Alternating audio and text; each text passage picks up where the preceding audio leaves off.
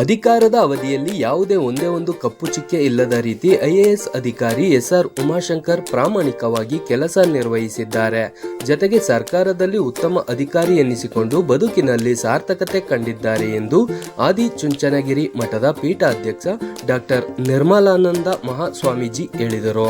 ಪಟ್ಟಣದ ಟಿಎಪಿಸಿಎಂಎಸ್ ರೈತ ಸಭಾಂಗಣದಲ್ಲಿ ಪಾಂಡವ ಬಳಗದಿಂದ ನಿವೃತ್ತ ಐಎಎಸ್ ಅಧಿಕಾರಿ ಎಸ್ಆರ್ ಉಮಾಶಂಕರ್ ಅವರಿಗೆ ಉತ್ತಮ ಪಾಂಡವ ಉಮಾಶಂಕರ ಎಂಬ ಬಿರುದಿನೊಂದಿಗೆ ನಡೆದ ತವರಿನ ಅಭಿನಂದನಾ ಕಾರ್ಯಕ್ರಮ ಉದ್ಘಾಟಿಸಿ ಅವರು ಮಾತನಾಡಿದರು. ಮನುಷ್ಯ ಜೀವನದಲ್ಲಿ ಎಷ್ಟೇ ಎತ್ತರಕ್ಕೆ ಬೆಳೆದರೂ ಅವರ ಬದುಕಿನಲ್ಲಿ ಎಷ್ಟೇ ತಿರುವುಗಳು ಬಂದರೂ ಅವರು ಹುಟ್ಟಿ ಬೆಳೆದಂತಹ ಜಾಗದಲ್ಲಿ ಮಾತ್ರ ಮನಸ್ಸಿನ ಭಾವನೆಗಳನ್ನು ಹಂಚಿಕೊಳ್ಳಲು ಸಾಧ್ಯ ಎಂದರು. ಪಟ್ಟಣದ 5 ದೀಪಗಳ ವೃತ್ತದಿಂದ ತಮಟೆ, ಡೊಳ್ಳು ಕುಣಿತ, ತೆರೆದ ಜೀಪಿನಲ್ಲಿ ಮೆರವಣಿಗೆ ಮೂಲಕ ಸ್ವಾಗತಿಸಿದ ಗಣ್ಯರು ಪಟ್ಟಣದ ಪ್ರಮುಖ ಬೀದಿಗಳಲ್ಲಿ ಮೆರವಣಿಗೆ ನಡೆಸಿ ಕಾರ್ಯಕ್ರಮ ಆಯೋಜನೆ ಮಾಡಿದ್ದ ಟಿಎಪಿಸಿಎಂಎಸ್ ರೈತ ಸಭಾಂಗಣಕ್ಕೆ ಬಂದು ತಲುಪಿತು. ಅಧ್ಯಕ್ಷತೆ ವಹಿಸಿದ್ದ ಮಾಜಿ ಶಾಸಕ ಸಿಎಸ್ ಪುಟ್ಟರಾಜು ಮಾತನಾಡಿ, ಬಹಳ ಜನ ಅಧಿಕಾರಿಗಳು ಅಧಿಕಾರ ಸಿಕ್ಕಿದ ಕೆಲವೇ 6 ತಿಂಗಳಲ್ಲೇ ಕೆಟ್ಟ ಹೆಸರು ಬರುವ ರೀತಿ ನಡೆದುಕೊಳ್ಳುತ್ತಾರೆ. ಆದರೆ ಐಎಎಸ್ ಅಧಿಕಾರಿ ಎಸ್ಆರ್ ಉಮಾಶಂಕರ್ ಅವರು 33 ವರ್ಷಗಳವರೆಗೆ ಸೇವೆ ಸಲ್ಲಿಸಿ ಯಾರು ಬೆಟ್ಟು ಮಾಡಿ ತೋರಿಸದಂತೆ ಪ್ರಾಮಾಣಿಕವಾಗಿ ಕೆಲಸ ಮಾಡಿ ಈ ರಾಜ್ಯಕ್ಕೆ ಹೆಸರು ತಂದು ಕೊಟ್ಟಿದ್ದಾರೆ ಎಂದರು. ಕಾರ್ಯಕ್ರಮದಲ್ಲಿ ಸಂಸ್ಕೃತಿ ಚಿಂತಕ ಪ್ರೊಫೆಸರ್ ಎಂ ಕೃಷ್ಣೇಗೌಡ, ಕರ್ನಾಟಕ ಸಂಘದ ಅಧ್ಯಕ್ಷ ಜಯಪ್ರಕಾಶ್ ಗೌಡ, ತ್ರಿವೇಣಿ ಉಮಾಶಂಕರ್, ಪಾಂಡವ ಬಳಗದ MS Mariswamigowda, professor HR Thimmegowda, HR Dhanyakumar, BS Jayaramu, Sambunalli Narayanagowda, Ramakrishnegowda, M Ramesh, Menagara Prakash, Chandrashekaraiah ಇತರರಿದ್ದರು.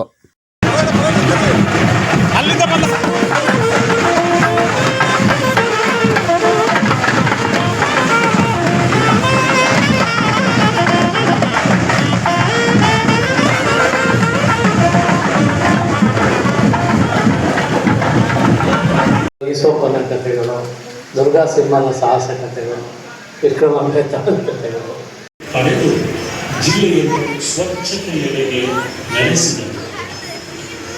ನಗರವನ್ನು ಚಂದಗಾರಿಸಲು ಸಂಪೂರ್ಣ ನಗರಾಭಿವೃದ್ಧಿಯ ಯೋಜನೆಯನ್ನು ರೂಪಿಸಿದರು. ಆಕರ್ಷಣೆಗಳಲ್ಲಿ ದಿವಾಳಿ ಹಾದಿ ಹಿಡಿದಿದ್ದ ರೆಡ್ ಕ್ರಾಸ್ ಸಂಸ್ಥೆಯನ್ನು ಸೂಕ್ತ ಜಾಗಕ್ಕೆ ಸ್ಥಳಾಂತರಿಸಿದರು. ರೆಡ್ ಕ್ರಾಸ್ ಸಂಸ್ಥೆಗೆ ಇದ್ದ ಹಳೆಯ ಜಾಗವನ್ನು ಖಾಸಗಿಯವರಿಂದ ಮುಕ್ತಗೊಳಿಸಿ ತುಮಕೂರಿನ ಸಿವಿಲ್ ಬಸ್ ನಿಲ್ದಾಣಕ್ಕೂ ಆಯಾಕಟ್ಟಿನಲ್ಲಿ ಜಾಗವನ್ನು ಕಲ್ಪಿಸಿ ಗಾಂಧಿಯಾದರು. ಈ ಜಿಲ್ಲೆಯ ಜನರು ಉದ್ಯೋಗವನ್ನು ಅರಸುತ್ತಾ ಬೆಂಗಳೂರಿಗೋ ಇಲ್ಲ ದೂರದ ದಾವಣಗೆರೆಗೋ ಹೋಗುವ ಸ್ಥಿತಿ ಇತ್ತು. ಪ್ರದೇಶವು ಅಭಿವೃದ್ಧಿ ಹೊಂದುತ್ತಾ ಈಗ ಏಷ್ಯಾದ 2ನೇ ಅತಿ ದೊಡ್ಡ ಕೈಗಾರಿಕಾ ಪ್ರದೇಶವೆಂಬ ಹೆಗ್ಗಳಿಕೆಗೆ ಪಾತ್ರವಾಗಿದೆ. ಈ ಹೊಸನರಸಾಪುರ ಇಂಡಸ್ಟ್ರಿಯಲ್ಲೂ ಒಂದು ಬರ್ತಾಗಬೇಕು ಬರೋದಕ್ಕೆ ಉಮಾಶಂಕರ್ ಒಂದು ಮೇನ್ ರೀಸನ್. ಯಾಕೆಂದ್ರೆ ಅವರು DC ಇದ್ರು, ಲ್ಯಾಂಡ್ ಅಕ್ವಿಸಿಷನ್ ಮಾಡೋದು, ರೈತರುಗಳು ಕನ್ವಿನ್ಸ್ ಮಾಡೋದು, ಒಂದು ಇಂಡಸ್ಟ್ರಿ ಒಂದು ತಗೊಂಡು ಫೇಸ್ 1, ಫೇಸ್ 2, ಫೇಸ್ 3, ಜಬ್ರೀಶ್ ಟೆಕ್ ಪಾರ್ಕ್ ಎಲ್ಲ ಸೇರಿಬಿಟ್ಟು 15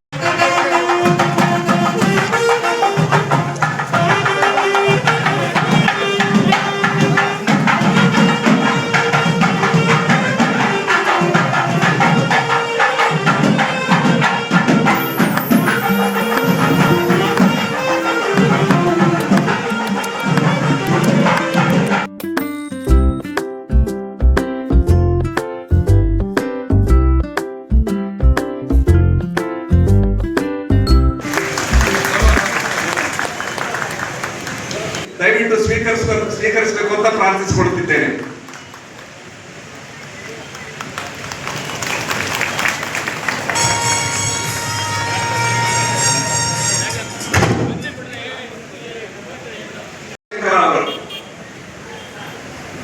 ಅವರಿಗೆ ಪಾಂಡವ ಬಳಗ ಅಂದ್ರೆ ಈ ಪಾಂಡವರ ನಾಗರಿಕರ ಪರವಾಗಿ ಈಗಿನ ಕೂಡ ತಿಳ್ಕೊಂಡಿದ್ದೀವಿ. ಇವಾಗ ನನಗೆ ಒಬ್ಬರು ನೋಬೆಲ್ ಪ್ರಶಸ್ತಿ ವಿಜೇತರು ನೋಬೆಲ್ ಪ್ರಶಸ್ತಿಯನ್ನ ಪಡೆದು ಎದೆಯದನಿ ಧರ್ಮನಿಧಿ ಕರ್ತವ್ಯವದುವೆ ವಿಧಿ ನಂಬದನು ಅದನ್ನುಳಿದು ವಿಷಯವಿಲ್ಲ. ಇಂತಹ ಮಾತುಗಳನ್ನ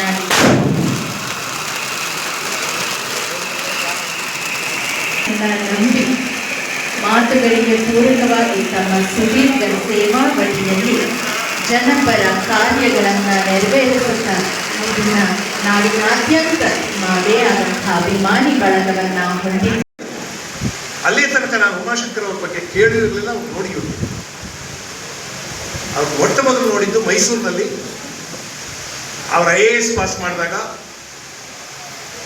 ಅವರಿಗೆ ಮೈಸೂರಿನ ಕಾರ್ಪೊರೇಷನ್ ಗೆಸ್ಟ್ ಹೌಸ್ನಲ್ಲಿ ಒಂದು ಪುಟ್ಟ ಸಮಾರಂಭ ಮತ್ತು ಅಭಿನಂದನೆ ಮಾಡಿದ್ರು. ಆವಾಗ ನಾನು ಅವ್ರನ್ನ ನೋಡಿದೆ. ಅಲ್ಲಿಯ ತನಕ ಉಮಾಶಂಕರ್ ಅನ್ನುವ ವ್ಯಕ್ತಿತ್ವ ನನಗೆ ಪರಿಚಯ ಇರಲಿಲ್ಲ. ಅದಾದ ನಂತರವೂ ನಾನು ಒಡನಾಟದಲ್ಲಿಲ್ಲ, ಆದ್ರೆ ಅವ್ರ ಬಗ್ಗೆ ಗೊತ್ತು. ನನಗೆ ಗೊತ್ತು. ಯಾಕೆ ಅಂದ್ರೆ ನಮ್ಮ ತಾಲೂಕಿನಲ್ಲಿ ಬಹಳ ದೊಡ್ಡ ಹೆಸರು ಮಾಡಿದವರನ್ನ, ಬಹಳ ದೊಡ್ಡ ವ್ಯಕ್ತಿತ್ವಗಳನ್ನ ನಾವು ತಿಳ್ಕೋಬೇಕು. ಇಲ್ಲ ನಾವ್ಯಾಕಿರ್ಬೇಕಪ್ಪ, ಅದರಿಂದ ನಾನು ತಿಳ್ಕೊಂಡಿದ್ದೀನಿ. ಅದನ್ನಷ್ಟೇ ನಾನು ಹೇಳ್ಕೊಳ್ತೀನಿ. ರಾಬರ್ಟ್ ಫ್ರಾಸ್ಟ್ ಅಂತ ಒಬ್ಬ ಸುಮ್ಮನೆ ಕೂತ್ಕೊಳ್ಳಿ, ಒಂದು 100 ಜನ ಡೇಟ್ಗಳ 100 ಜನ ಡೇಟ್ಗಳ ಬಂದಿರ್ತಾರೆ. ಒಬ್ಬರಿಗೂ ನಾವು ಬರಲ್ಲ ಅಂತ ಹೇಳಲ್ಲ. ಇನ್ನೊಂದು 6 ತಿಂಗಳು ಆದ್ಮೇಲೆ ಇಟ್ಕೊಳ್ರಪ್ಪ ಬರ್ತೀನಿ, ಇನ್ನೊಂದು 8 ತಿಂಗಳು ಆದ್ಮೇಲೆ ಆಗ್ತಾ ಬರ್ತೀನಿ ಅಂತಾರೆ. ಬರೋದಿಲ್ಲ ಅಂತ ಹೇಳಿದ್ರು. ನಾವೇ ಸ್ವಾಮೀಜಿ ಪ್ರತಿನಿತ್ಯ 500-600 ಕಿಲೋಮೀಟರ್ ಟ್ರಾವೆಲ್ ಮಾಡ್ತೀರಿ. ಎಷ್ಟೋ ಸಲ ಅನ್ನಾಹಾರಗಳು ಸರಿಯಾಗಿ ಗೊತ್ತಿಲ್ಲ, ನಿದ್ದೆ ಇರೋದಿಲ್ಲ. ರಾತ್ರಿ 2 ಗಂಟೆಗೆ 3 ಗಂಟೆಗೆ ಬರ್ತೀರಿ, ಮತ್ತೆ 4 ಗಂಟೆಗೆ ಬರ್ತೀರಿ, ಮತ್ತೆ ಪೂಜೆ ಇತ್ಯಾದಿ ಮಾಡಬೇಕು. ದೇಹಾರೋಗ್ಯದಲ್ಲಿ ಏನು ದಯವಿಟ್ಟು ಇನ್ನೂ ಗಮನಿಸ್ಕೊಳ್ಳಿ. ಅವರು ಅವಾಗೆಲ್ಲ ರೇಗಿಸೋದು, ನಿಮ್ದೊಂದು ಕಾರ್ಯಕ್ರಮ ಕರೆಯುವಾಗ ಇನ್ನೆಲ್ಲರೂ ಇಲ್ಲ ಅಂತ. ನಿಮ್ ಕಾರ್ಯಕ್ರಮ ಕರೆಯುವಾಗ ಮಾತ್ರ ನಮ್ದಕ್ಕೆ ಬಂದ್ಬಿಡಿ ಅಂತೀರ. ಈಗ ಬೇರೆ ಯಾವ್ದಾರು ಹೋಗುವಾಗ ಹೆಚ್ಚಿಸ್ಕೊಂಡಿದ್ದೀವಿ. ಅವರನ್ನು ಮಾತು ಹೇಳಿದ್ರು, ನಾನು ಈ ಸಭೆ ಮುಂದೆ ಹೇಳ್ಬೇಕು. ಸನ್ಯಾಸ ಧರ್ಮವನ್ನು ಸ್ವೀಕರಿಸಿ ಒಂದು ಮಠದ ಪಟ್ಟಾಧಿಕಾರ ವಹಿಸಿಕೊಂಡ ಮೇಲೆ, ಆ ದಿನವೇ ಪಟ್ಟಾಧಿಕಾರ ವಹಿಸಿಕೊಂಡ ದಿನವೇ ನಾನು ನಿರ್ಧಾರ ಮಾಡ್ಕೊಂಡಿದ್ದೀನಿ, ಇನ್ನು ಮೇಲೆ ಈ ಜೀವವೂ ನನ್ನದಲ್ಲ, ಈ ಜನ್ಮವೂ ನನ್ನದಲ್ಲ.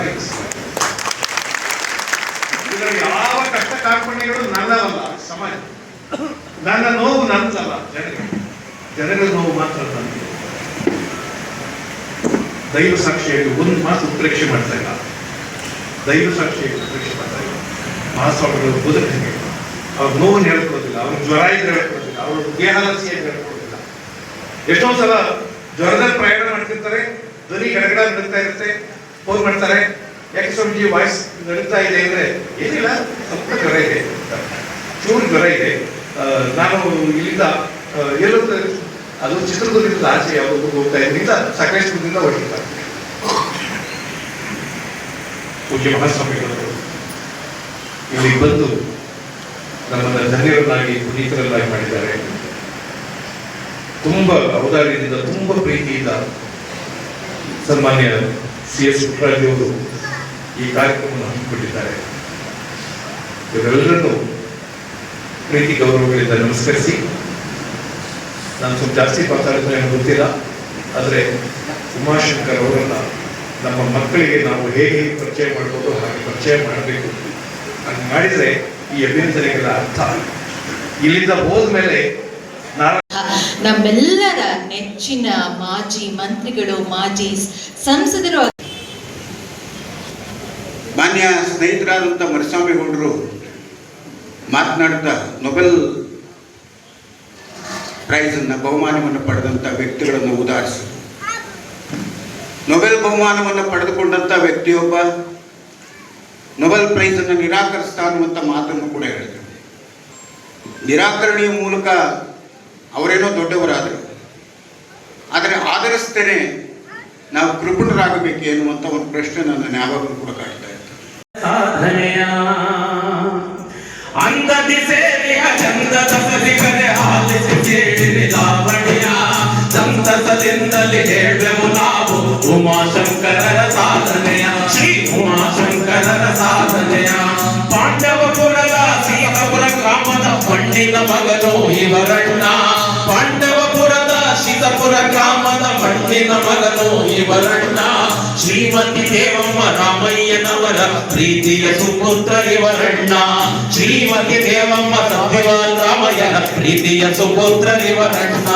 ಹುಟ್ಟಿದ ಊರಲ್ಲಿ ಬಾಲ್ಯ ಶಿಕ್ಷಣ ಪ್ರೌಢ ಶಿಕ್ಷಣಕ್ಕೆ ಪಾಂಡವಪುರ ಪ್ರಿನ್ಸ್ ಶಾಲೆಯ ವಿದ್ಯಾರ್ಥಿಯಾಗಿ ಶಿಕ್ಷಣ ಪಡೆದ ಶ್ರೀಯುತರು ಪ್ರಿನ್ಸ್ ಶಾಲೆಯ ವಿದ್ಯಾರ್ಥಿಯಾಗಿ ಶಿಕ್ಷಣ ಪಡೆದ ಶ್ರೀಯುತರು ಮಹಾರಾಜ ಕಾಲೇಜು ಮೈಸೂರಲ್ಲಿ BA ಪದವಿ ಪಡೆದವರು ಮಹಾರಾಜ ಕಾಲೇಜು ಮೈಸೂರಲ್ಲಿ BA ಪದವಿ ಪಡೆದವರು ಅರ್ಥಶಾಸ್ತ್ರದಲ್ಲಿ ಪದವಿಯ ಪಡೆದು ಉನ್ನತ ಶ್ರೇಣಿಯ ಪಡೆದವರು ಅರ್ಥಶಾಸ್ತ್ರದಲ್ಲಿ ಪದವಿಯ ಪಡೆದು ಉನ್ನತ ಶ್ರೇಣಿಯ ಪಡೆದವರು ಅಂದದಿ ಸೇರಿಯ ಚಂದದ ಸವಿಗರೆ ಆಲಿಸಿ ಕೇಳಿದೆ ಲಾವಣಿಯ ಸಂತಸದಿಂದಲೇ ಹೇಳುವೆವು ನಾವು ಉಮಾಶಂಕರರ ಸಾಧನೆಯ ಶ್ರೀ ಉಮಾಶಂಕರರ ಸಾಧನೆಯ ಓದುವ ದಿಶೆಯಲ್ಲೇ ಉನ್ನತ ಅಧಿಕಾರಿ ಆಗುವ ಆಕಾಂಕ್ಷೆ ಹೊಂದಿದರು ಓದುವ ದಿಶೆಯಲ್ಲೇ ಉನ್ನತ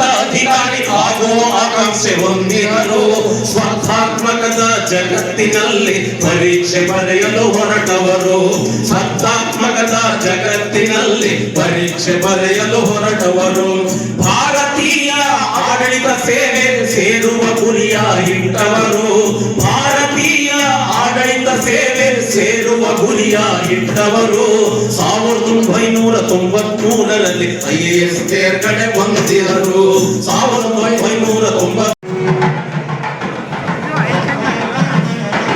ಕಾರ್ಯಕ್ಕಾಗಿ ಶ್ರೀಯುತ ಉಮಾಶಂಕರ್ ಹಾಗೂ ತ್ರಿವೇಣಿ ದಂಪತಿಗಳಿಗೆ ಪೂಜ್ಯ ಗುರುಗಳಿಂದ ಮಾಲಾರ್ಪಣೆಯನ್ನು ಮಾಡಿ ಅಭಿನಂದನೆಗಳನ್ನ ಸಲ್ಲಿಸ್ತಾ ಇದೆ. ಈ ಸಂದರ್ಭಕ್ಕೆ ಎಲ್ಲರ ಸಂತೋಷದಿಂದ ಚಪ್ಪಾಳೆ ಮೂಲಕ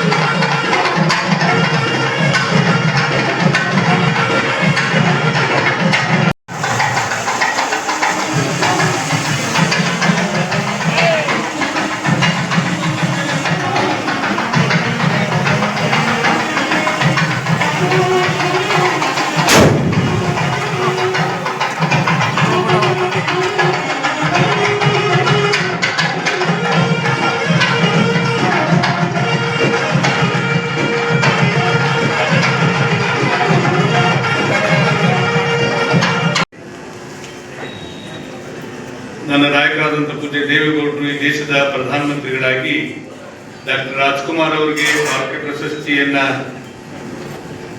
ಕೊಡಿಸಿದಂತಹ ಸಂದರ್ಭದಲ್ಲಿ ನಮ್ಮ ಆದಿಚುಂಚನಗಿರಿ ಕ್ಷೇತ್ರದಲ್ಲಿ ಡಾಕ್ಟರ್ ರಾಜ್ಕುಮಾರ್ ದಂಪತಿಗಳಿಗೆ ಮಠದ ವತಿಯಿಂದ ಒಂದು ಅಭಿನಂದನೆ ಸಲ್ಲಿಸುವಂತ ಒಂದು ಕಾರ್ಯಕ್ರಮ ಆಗ್ತಾನೆ ನಾವು ಪೂಜ್ಯರ ಒಂದು ನೇತೃತ್ವದಲ್ಲಿ ಭೈರವೇಶ್ವರನ ಒಂದು ದಕ್ಷಿಣ ಭಾರತದಲ್ಲೇ ಒಂದು ಐತಿಹಾಸಿಕವಾದಂಥ ದೇವಸ್ಥಾನವನ್ನು ಕಟ್ಟಬೇಕು ಅಂತೇಳಿ ಪೂಜ್ಯರು ಸಂಕಲ್ಪ ಮಾಡಿದ್ರು.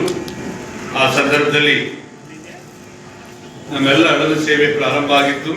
ಅಂತ ಒಂದು ಸಂದರ್ಭದಲ್ಲಿ ಡಾಕ್ಟರ್ ರಾಜ್ಕುಮಾರ್ ಅವರ ದಂಪತಿಗಳನ್ನ ಕರೆಸಿ ಸನ್ಮಾನ ಮಾಡಬೇಕು ಅಂತ ಹೇಳಿ ಮಠದ ವತಿಯಿಂದ ತೀರ್ಮಾನ ಮಾಡಿದಾಗ ನನಗೆ ನನ್ನ ಪೂಜ್ಯರು ಪಾರ್ವತಮ್ಮನಿಗೆ ನಾಗಮ್ಮನ್ನೇ ಕರೆಸಿ ನೀನು ಸನ್ಮಾನ ಮಾಡಬೇಕು, ದಂಪತಿಗಳು ನಿಂತಿರ್ಬೇಕು ವೇದಿಕೆಯಲ್ಲಿ ಅಂತಕ್ಕಂಥ ಒಂದು ಸೂಚನೆ ಕೊಟ್ಟರು. ಅವತ್ತಿಂದ ಇವತ್ತಿನ ತನಕ ಯಾವುದೇ ಒಂದು ಸಾಂಸ್ಕೃತಿಕವಾದಂತಹ ಕಾರ್ಯಕ್ರಮವನ್ನ ಮಾಡ್ತಾ ಇದ್ದೀನಿ ಅಂತ ಹೇಳಿದ್ರೆ ಅದು ನನಗೆ ಆದಿಚುಂಚನಗಿರಿ ಮಠದ ಒಂದು ಮಾರ್ಗದರ್ಶನ ಅಂತಕ್ಕಂಥದ್ದನ್ನ ಇವತ್ತಿಗೂ ತನಕ ಮಹಾಸ್ವಾಮೀಜಿಯವರ ಆ ಕಾಲದಿಂದ ಇವತ್ತು ನನ್ನ ಪೂಜ್ಯ ಮಹಾಸ್ವಾಮೀಜಿಯವರ ಇವತ್ತು ಕಾರ್ಯಕ್ರಮಗಳು ನಡೀತಾ ಇರ್ತಕ್ಕಂಥ ಈ ಸಂದರ್ಭದಲ್ಲಿ ಸದಾ ಅವರ ಆಶೀರ್ವಾದ ಅವರ ಮಾರ್ಗದರ್ಶನದಲ್ಲಿ ಎಲ್ಲ ಕಾರ್ಯಕ್ರಮಗಳು ನಡೀತಾ ಇದೆ ಅನ್ನೋದಕ್ಕೆ ಇವತ್ತು ಸಾಕ್ಷಿಬದ್ಧವಾಗಿದೆ. ಇವತ್ತು ಪ್ರಥಮ ಬಾರಿಗೆ ನಾನು ಶಾಸಕನಾದಂಥ ಸಂದರ್ಭದಲ್ಲಿ ಅವರ ಕಚೇರಿ ಅವ್ರನ್ನ ಭೇಟಿ ಮಾಡಿದ್ವಿ. ನಾನು ನಮ್ಮ ಪ್ರೊಫೆಸರ್ ತಿಮ್ಮೇಗೌಡರು ಈ ತಾಲೂಕಿಗೆ ಈ ಕ್ಷೇತ್ರಕ್ಕೆ ಆಗಬೇಕಾಗಿರ್ತಕ್ಕಂಥ ಅಭಿವೃದ್ಧಿ ಕಾರ್ಯಕ್ರಮಗಳಿಗೆ ನಿಮ್ಮ ಮಾರ್ಗದರ್ಶನ ಬೇಕು ಅಂತಕ್ಕಂಥದ್ದನ್ನು ಅವ್ರನ್ನ ಕೇಳ್ಕೊಂಡಾಗ ಇವತ್ತು ಬಹುತೇಕ ಒಂದೊಂದು ಹೋಬಳಿಗೆ ಮೂರು ಇವತ್ತು ಒಂದೇ ಒಂದು ವಿಶೇಶ್ವರ ನಗರದಲ್ಲಿದ್ದಂಥ ಒಂದು ಸಬ್ಸ್ಟೇಷನ್ ನನ್ನ ರೈತರ ಅನುಕೂಲಕ್ಕೋಸ್ಕರ ಒಂದು 25 ವರ್ಷಗಳ ಕಾಲ 3 ಸಬ್ಸ್ಟೇಷನ್ ಆಗಬೇಕು ಅಂತಕ್ಕಂಥದ್ದನ್ನು ಒಂದು ತೀರ್ಮಾನ ಮಾಡಿ ಒಂದೊಂದು ಹೋಬಳಿಗೆ ಇವತ್ತು 3 ಸಬ್ಸ್ಟೇಷನ್ ರೀತಿ ಇವತ್ತು 12 ಸಬ್ಸ್ಟೇಷನ್ಗಳು ಆಗ್ಲಿಕ್ಕೂ ಅವರ ಮಾರ್ಗದರ್ಶನ ಇದೆ. ಇವತ್ತು ಅವರು ವಿದ್ಯಾ ಇಲಾಖೆ ಮುಖ್ಯಸ್ಥರಾಗಿ ಕೆಲಸ ಮಾಡುವಂಥ ಸಂದರ್ಭದಲ್ಲಿ ಅವತ್ತು ಕುಮಾರಣ್ಣರ ಕಾಲದಲ್ಲಿ ಒಂದು ಶಿಕ್ಷಣ ಕ್ಷೇತ್ರದ ಕ್ರಾಂತಿ ನಡೀತು. ಸ್ವತಂತ್ರ ಬಂದ ಇತಿಹಾಸ ದಿನಗಳ ಅಲ್ಲಿ ತನಕ ಎಷ್ಟು ಹೈಸ್ಕೂಲ್ ಇದ್ದೋ ಅಷ್ಟೇ ಹೈಸ್ಕೂಲ್ನ ಕೊಡಬೇಕು ಈ ದೇಶ ರಾಜ್ಯಕ್ಕೆ ಅಂತಕ್ಕಂಥ ಒಂದು ತೀರ್ಮಾನ ಆಯಿತು. ಅವತ್ತು ನನ್ನ ಪಾಂಡುಪುರ ವಿಧಾನಸಭಾ ಕ್ಷೇತ್ರಕ್ಕೆ 12 ಹೊಸ ಹೈಸ್ಕೂಲು, 5 PU ಕಾಲೇಜು, ಒಂದೊಂದು ಹೋಬಳಿಗೆ 3 ಸರ್ಕಾರಿ ರೆಸಿಡೆನ್ಸಿಯಲ್ ಸ್ಕೂಲನ್ನ ಮಾಡುವಂತ ಕಾರ್ಯಕ್ರಮ ಇವತ್ತು ಮಾಡಿದ್ರೆ ಅದಕ್ಕೆ ಉಮಾಶಂಕರ್ ಸಾಹೇಬರು ಸಹ ಒಬ್ಬರು ಕಾರಣಗಳು ಅಂತಕ್ಕಂಥ ಮಾತನ್ನ ಈ ಸಂದರ್ಭದಲ್ಲಿ ಅವರು ನಿವೃತ್ತಿಯಾದಂಥ ಸಂದರ್ಭದಲ್ಲಿ ನನ್ನ ಅನೇಕ ಹಿರಿಯರು ಪಾಂಡುಪುರದಲ್ಲಿ ನನ್ನನ್ನು ಕರೆದು ಇಂಥ ಒಂದು ಕಾರ್ಯಕ್ರಮ ಮಾಡಬೇಕು ಅಂತೇಳಿ ಒಂದು ತೀರ್ಮಾನ ಮಾಡಿದಂಥ ಸಂದರ್ಭದಲ್ಲಿ ಇವತ್ತು ಬಹುತೇಕ ನಾನು ಒಂದು 5-10 ನಿಮಿಷ ಅಷ್ಟೇ ಒಂದು ದಿನ ಏನೇನು ಮಾಡ್ತಾ ಇದ್ದೀನಿ ಅಂತಕ್ಕಂಥದ್ದನ್ನ ಇದೇ ಜಾಗದಲ್ಲಿ ಕೂತು ಒಂದು ವಾರಗಳ ಹಿಂದೆ ಸ್ವಾಮೀಜಿಯವರ ದಿನಾಂಕವನ್ನ ಪಡೆದು ಬಂದ ಮೇಲೆ ಮಾತಾಡಿದಂಥದ್ದು 10 ನಿಮಿಷ ಅವ್ರ ಜೊತೆ ನಾನು ಮಾತಾಡಿರೋದು ಅಷ್ಟೇ.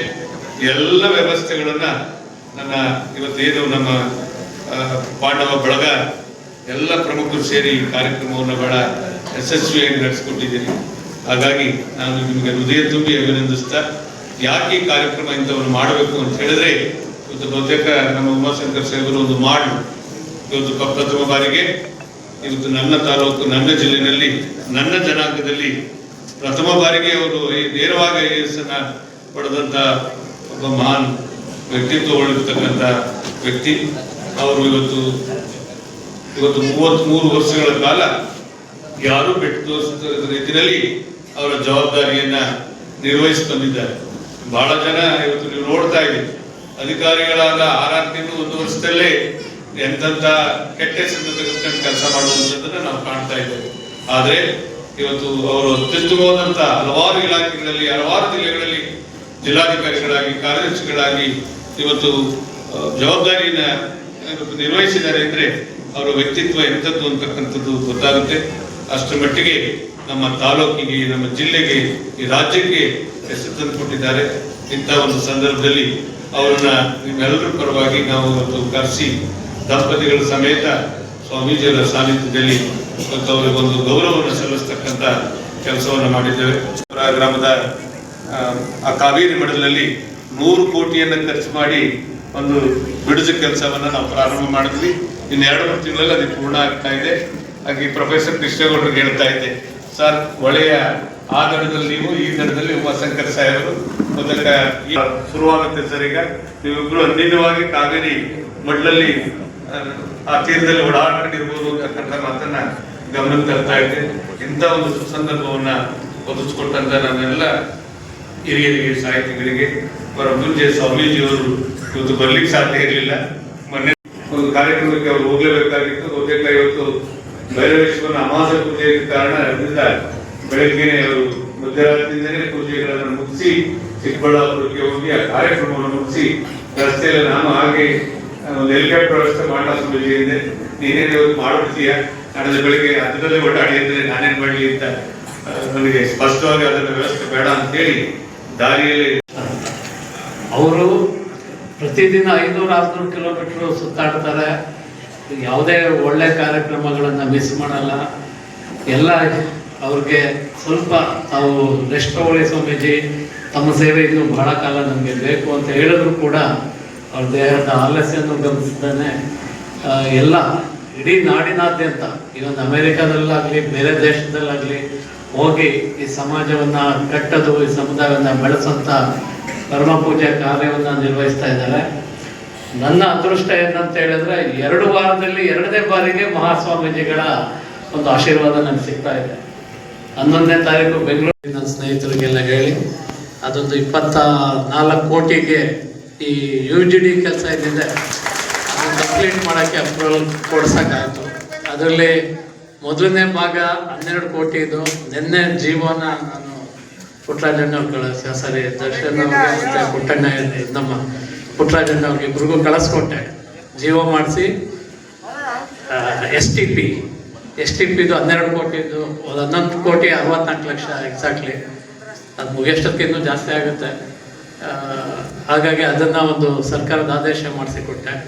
ಈಗ ಮುಂದಿನ ತಿಂಗಳಲ್ಲಿ ಇನ್ನೂ 12 ಕೋಟಿದು UGD ಪಾರ್ಟ್ ಅದು ಕೂಡ. ಸೆಕ್ರೆಟರಿ ಆಗಿದ್ದು ನನ್ನ ಅದೃಷ್ಟ. ಅವಾಗ ಅದೊಂದು ಕೆಲಸವನ್ನು ನಾನು ಮಾನ್ಯ CM ಅವರು ಕೇಳಿದ್ರು, ಯಾವುದೂ ಕೊಡ್ತಾ ಇಲ್ಲ ಬೇರೆ ಪ್ರಾಜೆಕ್ಟು, ನಾನು ಕೊಟ್ಟಿದ್ದು ಹೆಂಗಪ್ಪ ಅಪ್ರೂವ್ ಮಾಡಿದ್ದೆ ಅಂತ.